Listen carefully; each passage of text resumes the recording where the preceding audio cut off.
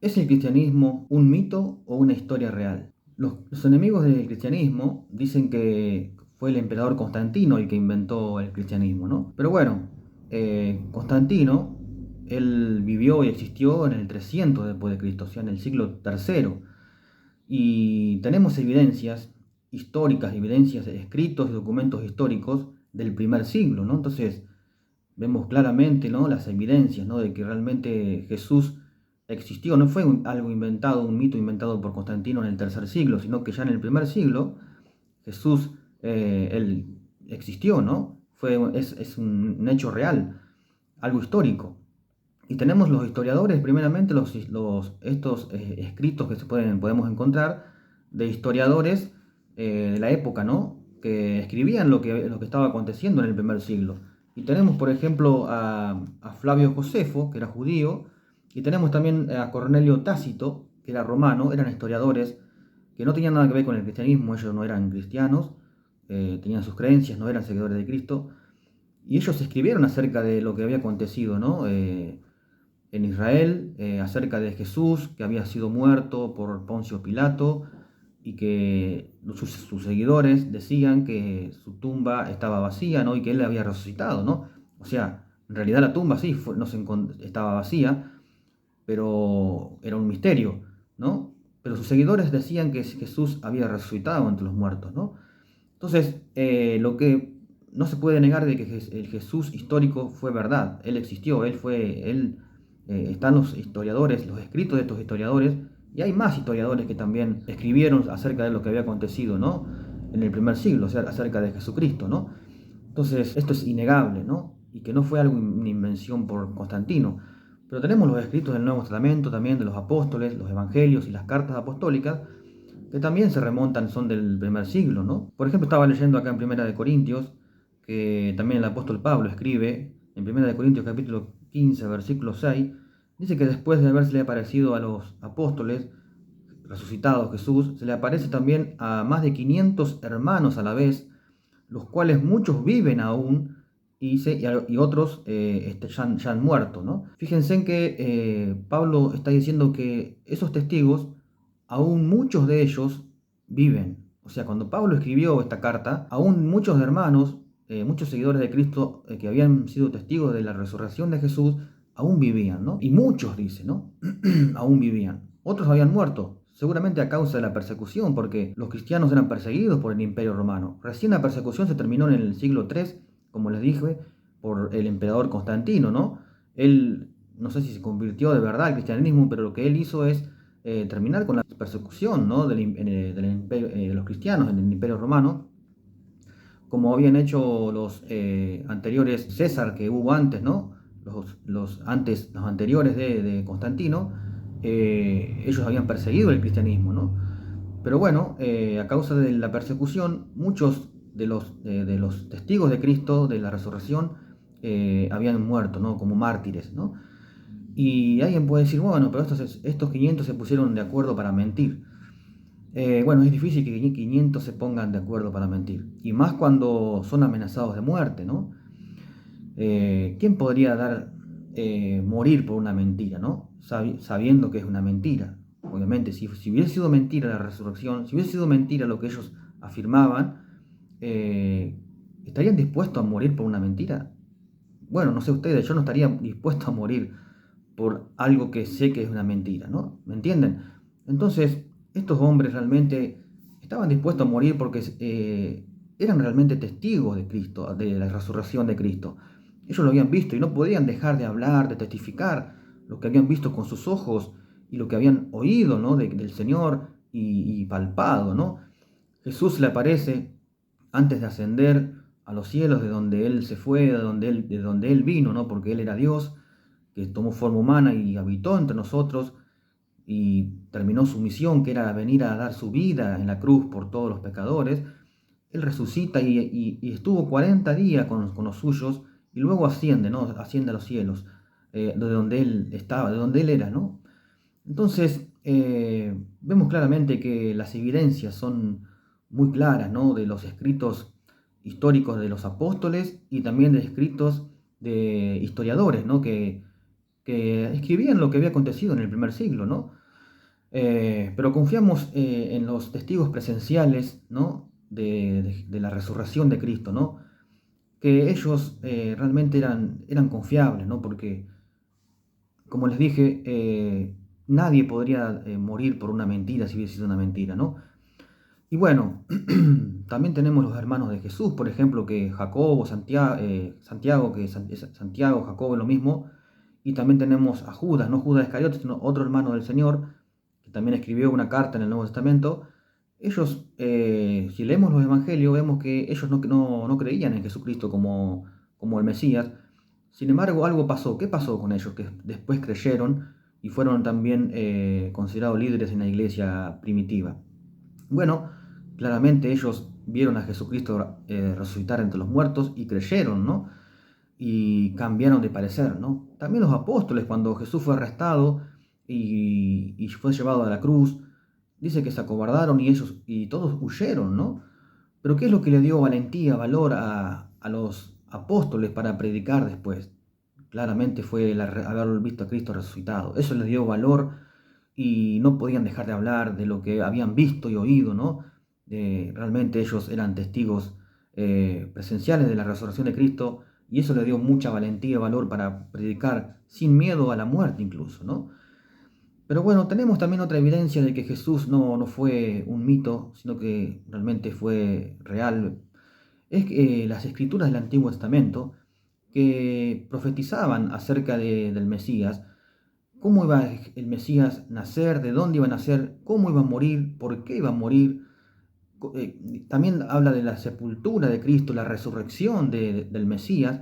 Y por eso Pablo va a escribir también en esta carta, en el capítulo 15 de Primera de Corintios, dice que Jesús dice que murió conforme a murió por nuestros pecados y fue sepultado y resucitó al tercer día conforme a las escrituras, dice Pablo, ¿no? Entonces, ¿a qué escritura se refiere Pablo? Está hablando de las escrituras del Antiguo Testamento. Por eso Jesús va a decir también en los evangelios, él dice, escudriñen las escrituras, estudien las escrituras, porque ellas dan testimonio de mí. Claro, las escrituras daban testimonio de Cristo, y Cristo cumplió todas esas escrituras, esas profecías que hablaban acerca de él, ¿no? Entonces, vemos claramente que el Cristo o el cristianismo no fue un invento de una persona o de Constantino o de alguien más en el siglo primero, ni en el siglo tercero, ni nada, sino que fue el cumplimiento de las profecías, ¿no? Él cumplió las profecías, él las cumplió todas tal cual, ¿no? O sea, tenemos, por ejemplo, el Salmo 22, que habla de cómo Jesús iba a morir. Y esas profecías fueron escritas 700, 800, 1000 años antes del nacimiento de Cristo, antes que Cristo venga a este mundo, ¿no? Y entonces vemos que el Salmo 22, por ejemplo, dice que el salmista profetizando, dice, hablando del Mesías, perforaron mis manos y mis pies, dice, ¿no? Y va a decir frases que Jesús va a también decir en la cruz también, ¿no? Y tenemos también el Isaías 53, que también habla del sufrimiento del Mesías, ¿no? Cómo él iba a morir, por qué iba a morir, ¿no? ¿Por qué murió? Que dice que cargó con todos nuestros pecados. También dice que en la tumba donde iba a estar, dice que el Isaías 53 dice que con los ricos sería su sepultura. Y claro, los evangelios cuentan de que Jesús no tenía donde caerse muerto y José Arimatea, un rico, le prestó su tumba, ¿no? Todo se cumplió, la resurrección también vemos en el Salmo 16, que dice el Salmo 16, el salmista, su alma no iba a ser dejada en el Seol, en el Hades, y que su carne no vería corrupción, no se corrompería. Entonces, estaba hablando de que su cuerpo iba a resucitar, ¿no? Entre los muertos. También Jesús mismo va a citar el libro de Jonás. Jesús mismo va a decir en los evangelios a los fariseos, le va a decir que así como Jonás estuvo 3 días y 3 noches en el vientre del gran pez, así también el Hijo del Hombre también estará 3 días y 3 noches en el corazón de la tierra, ¿no? Me estaba refiriendo también a su resurrección puntual, ¿no? Que iba a estar 3 días y 3 noches en la tumba, ¿no? Y iba a resucitar entre los muertos, ¿no? Bueno, y así tenemos. Pero a mí la profecía que más me impacta es la de Daniel, capítulo 9, del 24, ¿no? Para adelante, que vemos que eh, ahí habla claramente Daniel y dice que iban a pasar desde la salida del orden para restaurar Israel, o sea, cuando se cumplieron los 70 años que Israel estuvo cautivo, que el profeta Jeremías había profetizado que el pueblo de Israel iba a estar 70 años cautivo por el imperio babilónico. Cuando se cumplieron los 70 años, el rey de los persas libera también al pueblo de Israel, o sea, les deja construir el templo, y desde ese día van a pasar 69 semanas hasta la aparición del Mesías, ¿no? Que dice, cuenta Daniel ahí, y que se le iba también quitar la vida después de las 69 semanas, o sea que son 483 años, y se cumplieron exactos, ¿no? 483 años desde la restauración del segundo templo, ¿no? Hasta la muerte del Mesías, bueno, se cumplieron esos años, 483 años.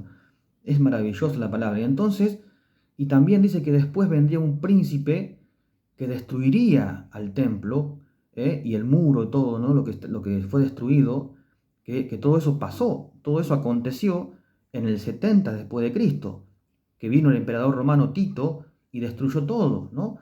Entonces, la profecía es clara de Daniel. Dice que el Mesías iba a venir y iba a morir y se le iba a quitar la vida, dice Daniel, antes de la destrucción del segundo templo, ¿no? El primer templo fue hecho por Salomón, el hijo de David, el rey David. El segundo templo fue restaurado, ¿no? Lo que cuenta Esdras y Nehemías, fue restaurado, y ese templo iba a ser destruido cuando apareciera el Mesías, ¿no? Entonces, se le iba a quitar la vida al Mesías y luego iba a ser destruido ese templo. Y hasta el día de hoy está destruido el templo, no hay templo en Israel, los judíos no tienen templo. Entonces, los judíos tienen un problema cuando se les dice esto, ¿no? Porque ellos saben, ¿no? Conocen la profecía de Daniel y saben de que el Mesías tenía que venir antes de la destrucción del segundo templo. Y si Jesús no era el Mesías, no hay otro. No puede haber otro Mesías porque ya fue destruido el segundo templo. Esto es maravilloso, ¿no? Hermanos, amigos, es tan clara la profecía. Daniel es un libro apasionante para leer, ¿no? Nos habla también Daniel profetiza los imperios que vendrían después del imperio babilónico, habla del imperio persa, del imperio de los griegos, habla de Alejandro Magno, ¿no? Y habla del imperio cuál imperio sería el que daría muerte al Mesías, que es el imperio romano. O sea, es maravilloso el libro de Daniel, ¿no? Entonces tenemos estas evidencias tan claras, ¿no? De que Jesús no fue un mito. Primero porque, como les dije, por los registros históricos de historiadores que no tenían nada que ver con Jesús, que escribieron acerca de él. Luego tenemos los registros históricos, son los documentos históricos que son los evangelios y las cartas apostólicas, que también se remontan al primer siglo. Y la otra evidencia que les dije, la tercera evidencia, son las escrituras del Antiguo Testamento que fueron escritas mucho antes del nacimiento de Cristo y que hablaban claramente y proféticamente, decían lo que le iba a acontecer al Mesías, y Jesús cumplió todas esas profecías. Entonces queda claro de que Jesús no fue un mito inventado, sino que era algo que ya tenía que acontecer. ¿eh? Estaba en el plan de Dios, ¿no? Y cuando fue el cumplimiento del tiempo, Jesús apareció en escena. Como Él va a comenzar en su ministerio y Él dice, ¿no?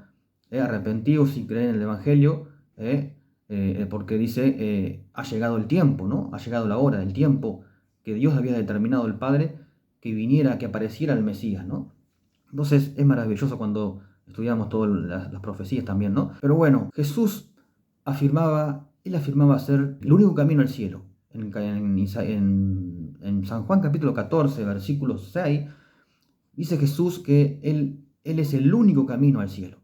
Y también afirma ser la única verdad. La única verdad. Los agnósticos van a decir, no, la verdad no es absoluta, es relativa y cada uno tiene su verdad. Pero Jesús decía, yo soy la verdad. No puede haber dos o tres verdades. O Jesús era la verdad, o otra religión era la verdad, o ninguna. Pero no puede haber dos, tres, cuatro verdades, sino que la verdad debe ser una o ninguna, ¿no? Entonces, pero Jesús afirmaba ser la verdad. y también afirmaba ser Dios. Y en muchas oportunidades encontramos en los evangelios, por ejemplo en el Evangelio de Juan, que los judíos juntaban piedras para apedrearlo porque Jesús afirmaba ser Dios. Lo encontramos en los evangelios, por ejemplo, cuando Jesús, él, eh, él dice en una oportunidad, bueno, dice, antes que Abraham fuese, yo soy. Y los judíos, sabiendo lo que estaba diciendo Jesús, como que estaba diciendo de que él era eterno, Jesús estaba hablando de su preexistencia, entonces los judíos, ¿qué hacen? Toman piedra para apedrearlo y Jesús escapa de ellos, ¿no? Porque entendían de que Jesús estaba diciendo que él era Dios. También en otra oportunidad Juan también escribe que Jesús está hablando en el capítulo 10 de Juan sobre que él es el buen pastor, que da su vida por sus ovejas, y él dice, y yo y el Padre uno somos. Y otra vez los judíos toman piedra para apedrearle, ¿no? Y Jesús le dice, ¿por cuál buena obra me quieren apedrear? Y los judíos dicen, no es que por buenas obras te vamos a apedrear, sino por tu blasfemia, porque tú, siendo hombre, te haces Dios, ¿no? Entonces los judíos entendían bien las afirmaciones de Jesús. Entonces, vemos claramente que Jesús afirmaba ser Dios. Él lo afirmaba. Entonces, y tenemos el ejemplo más claro, que cuando Jesús es arrestado, es llevado al concilio ante los fariseos, ante el sumo sacerdote, y ellos lo interrogan y le dicen, bueno, dinos si realmente tú eres el Cristo, ¿no? El Mesías, el Hijo del Dios bendito. Y Jesús dice, yo soy, les dice Jesús, y dice, y verán al Hijo del Hombre sentado a la diestra del poder de Dios y viniendo en las nubes del cielo. Claro, y cuando los fariseos escuchan esto, rasgan sus vestiduras y dicen, blasfemia. Claro, los judíos los fariseos entendían lo que estaba diciendo Jesús. ¿Qué estaba diciendo Jesús? Jesús estaba diciendo afirmando de que él era el Hijo del Hombre que profetizó Daniel. Esto es maravilloso. Daniel capítulo 7, versículo 13 dice, miraba yo en la visión de noche y aquí con las nubes del cielo venía uno como un hijo de hombre que vino hasta el anciano de días y le hicieron acercarse delante de él. Y le fue dado dominio, gloria, reino, para que todos los pueblos, naciones y lenguas le sirvieran, y su dominio es dominio eterno que nunca pasará, y su reino uno que nunca será destruido. Y los fariseos entendían que Jesús estaba hablando de esta profecía. Entendían los fariseos que conocían a la profecía de Daniel. Y Jesús estaba diciendo, yo soy ese hijo de hombre. Y este hijo de hombre no es un título, como algunos creen, de que habla de la humanidad de Cristo, sino que todo lo contrario, está hablando este título es un título mesiánico y divino, porque dice que el anciano de días vendría a ser el Padre, y este hijo de hombre es el Mesías. Acá vemos dos poderes en el cielo.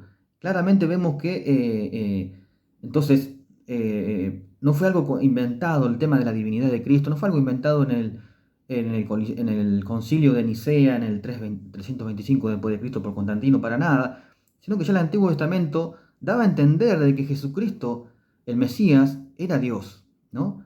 Y acá claramente nos habla de que este Hijo de Hombre le fue dado dominio, gloria, reino, dice, para que todos los pueblos, naciones y lenguas le adoren, le sirvan. Entonces, claramente y Jesús mismo también va a decir, por ejemplo, va a citar el Salmo 110, que dice, y dijo el Señor a mi Señor, siéntate a mi diestra hasta que ponga a tus enemigos a estrado de tus pies, ¿no? Vemos claramente que siempre hay dos poderes en el Antiguo Testamento también. No es algo nuevo inventado por Constantino, sino que ya vemos la Trinidad y la divinidad del Mesías en todo el Antiguo Testamento.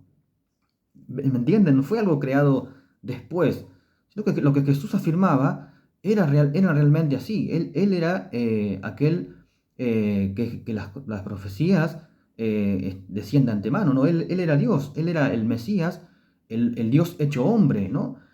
Y encontramos por ejemplo, bueno, acá es claro, ¿no? El Hijo del Hombre.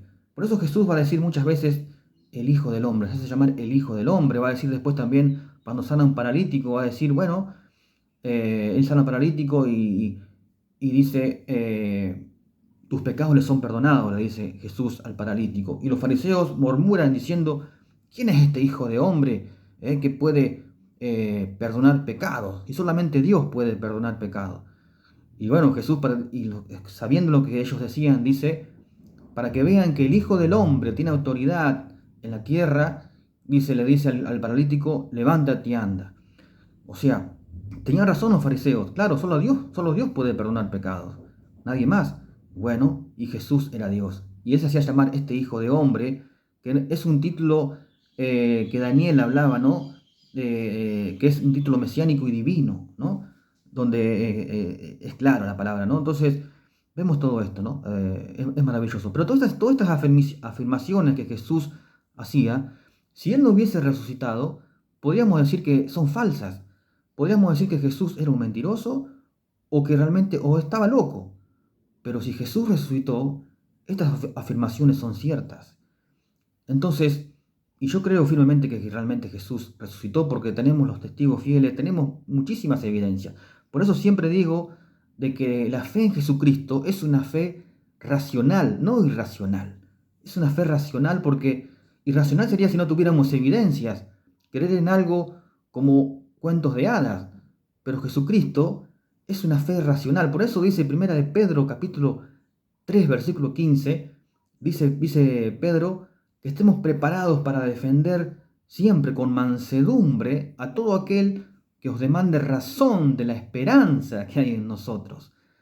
Así que tenemos que estar siempre preparados, hacer apologética, defensa del Evangelio, Dice, para todo aquel que os demande razón. Por eso digo que el cristianismo es una fe racional, porque tenemos muchísimas evidencias para creer. No es una fe irracional que no hay ninguna evidencia para creer, como algunas creencias que realmente son muy irracionales, ¿no? Para creer. No, el cristianismo todo lo contrario. Es una fe racional porque nos ha dejado muchas evidencias. Obviamente hay que pegar el salto de fe. Cuando juntamos todas estas evidencias decimos, bueno, ¿y ahora qué hago con Jesucristo? Él es real. ¿Qué hago ahora? Tengo que recibirlo. Por eso mi propósito en estos videos es que puedas realmente conocer la grandeza del Señor Jesucristo, de la persona del Señor Jesucristo. Que puedas conocerlo y puedas amarle y puedas servirle, ¿no? Jesucristo es el Dios hombre que se humanó, tomó forma humana, vino a este mundo a morir por nuestros pecados.